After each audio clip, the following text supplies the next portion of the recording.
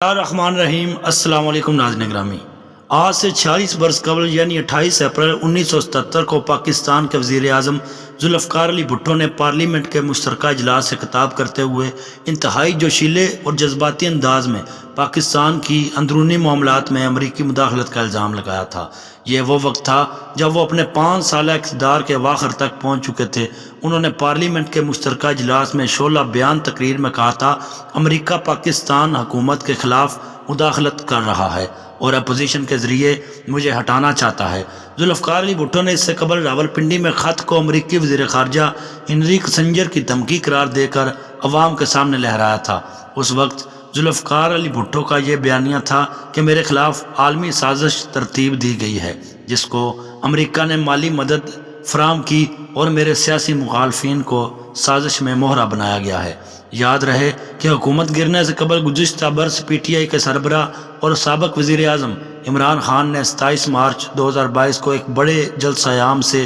خطاب کرتے ہوئے ایک کاغذ نکال کر لہراتے ہوئے دعویٰ کیا تھا کہ بیرونی ملک سے ان کی حکومت گرنے کی سازش ہو رہی ہے اور انہیں لکھ کر دھمکی دی گئی ہے۔ اس وقت سابق وزیر اعظم عمران خان نے اپنی تقریر میں سابق وزیر اعظم ذوالفقار علی بھٹو کا بھی حوالہ دیا، جنہوں نے بھی 46 برس قبل الزام لگایا تھا کہ ان کی حکومت کے خلاف اپوزیشن کی تحریک کے پیچھے امریکہ ہے جو انہیں اقتدار سے نکالنا چاہتا ہے۔ ذوالفقار علی بھٹو نے یہ کہا تھا کہ ایک بہت بڑی عالمی سازش ہے جسے امریکہ کی مالی مدد حاصل ہے تاکہ میرے سیاسی حریفوں کے ذریعے مجھے نکال دیا جائے۔ اس کی وجہ بتاتے ہوئے بھٹو نے کہا کہ ویتنام میں امریکہ کی حمایت نہ کرنے اور اسرائیل کے مقابلے میں عربوں کا ساتھ دینے پر امریکہ انہیں معاف نہیں کرے گا۔ 1 گھنٹے اور 45 منٹ تک جاری رہنے والی اس تقریر میں انہوں نے امریکہ کو ایک ہاتھی قرار دیا تھا جو بھولتا ہے نہ معاف کرتا ہے۔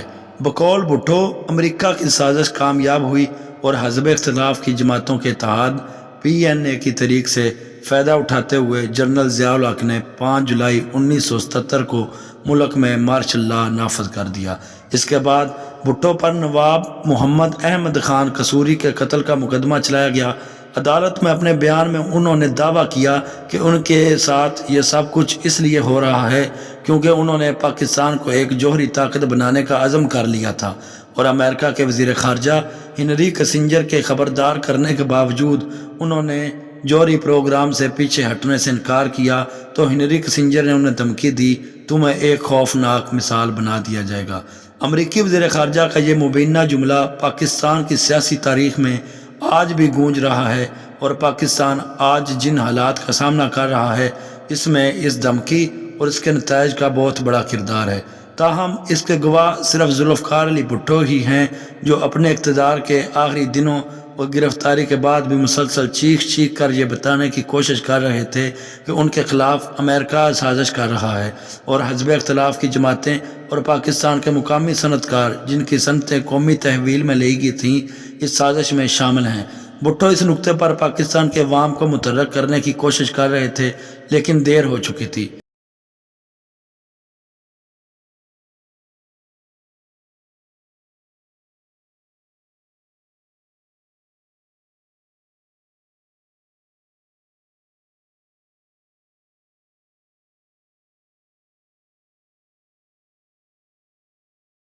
انہوں نے کئی مقامات پر ہنری کسنجر کی اس دھمکی کے اپنے دعوے کو دہرایا۔ بھٹو نے اپنے مقدمے میں لاہور ہائی کورٹ کے فل بینچ کے سامنے جس کی سربراہی مولوی مشتاق کر رہے تھے یہ بات کہی کہ انہیں امریکی وزیر خارجہ ہنری کسنجر نے دھمکی دی تھی۔ ہنری کسنجر کے اس جملے تمہیں ایک خوفناک مثال بنا دیا جائے گا کہ کس آزادانہ ذرائع سے تصدیق نہیں ہو سکی، لیکن اسلام آباد میں امریکی سفارت خانے کے ڈپٹی چیف مشن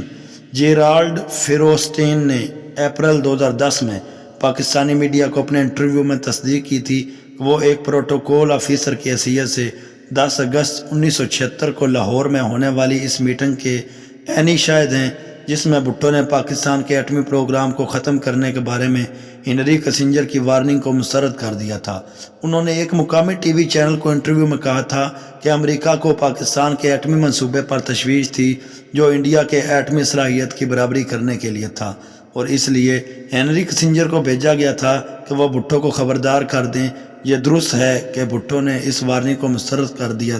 اور ایٹمی پروگرام کو جاری رکھا۔ میں اس وقت ایک پروٹوکول آفیسر تھا جب اگست 1976 میں کسنجر پاکستان آئے تھے اور لاہور میں بھٹو سے ملے تھے۔ جیرالڈ نے اپنے انٹرویو میں یہ بھی کہا تھا کہ اس وقت امریکہ میں انتخابات قریب تھے اور ڈیموکریٹس کے جیتنے کی بہت زیادہ امکانات تھے اور وہ ایٹمی عدم پھیلاؤ کی پالیسی پر سخت سے عمل کرنا چاہتے تھے اور اس سلسلے میں پاکستان کو ایک مثال بنانا چاہتے تھے۔ کسنجر نے بھٹو کو ایٹمی پروگرام ترک کرنے کی صورت میں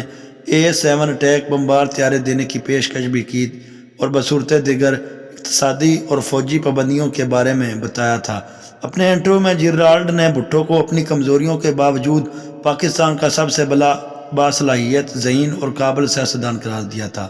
ذوالفقار علی بھٹو اور امریکی صدر فورڈ، وزیر خارجہ ہنری کسنجر اور دیگر امریکی حکام کے ساتھ ملاقاتوں کے حرف بحرف تفصیلات امریکی محکمہ خارجہ کے ریکارڈ میں موجود ہیں۔ اس ریکارڈ میں یہ جملہ تو نہیں ملتا کہ ہم تمہیں ایک خوفناک مثال بنا دیں گے، لیکن اس میں دلچسپ مکالمات ہیں جن سے بھٹو کی مختلف معاملات پر گرفت کا اندازہ ہوتا ہے۔ مثال کے طور پر 183 میمورنڈم آف کنورسیشن میں 31 اکتوبر 1974 میں اسلام آباد میں امریکی اور پاکستانی سفارتکاروں کی موجودگی میں بھٹو اور کسنجر کے درمیان ہونے والی ملاقات میں کسنجر امریکی کاشتکاروں کا ذکر کرتے ہیں جن میں معاملات طے کرنے میں خود ان کو اور امریکی حکومت کو مشکلات پیش آ رہی ہیں۔ کسنجر کہتے ہیں کہ امریکی کاشتکاروں کو ملک میں اضافی پیداوار کے ماحول میں اپنی اشیاء ایک فری مارکیٹ